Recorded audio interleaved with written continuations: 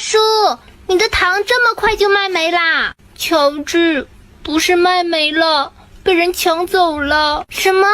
谁把你的糖抢走了？唉，是怪兽。这些怪兽真是太坏了，我这就求助奥特曼。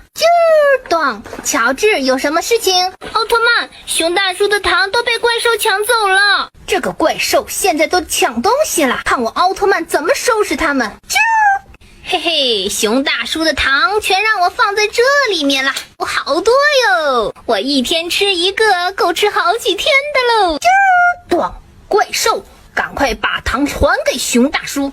奥特曼怎么知道了？看招吧！哈！赶快把糖给熊大叔送去。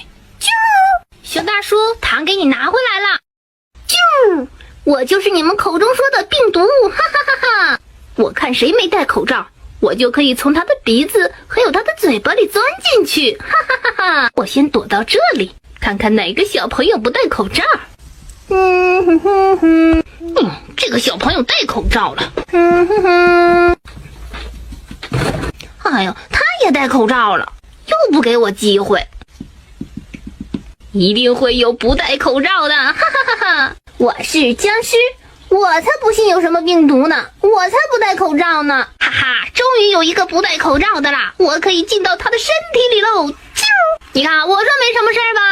哎呦，大哥，我不舒服，我好难受啊！二弟，你怎么了？我都说了，出门戴口罩，戴口罩，你就是不睡觉喽！我得搂着我的电锯睡。光头强睡着了吧？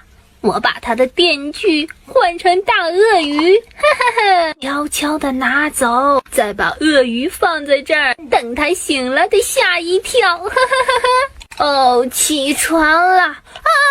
电锯怎么变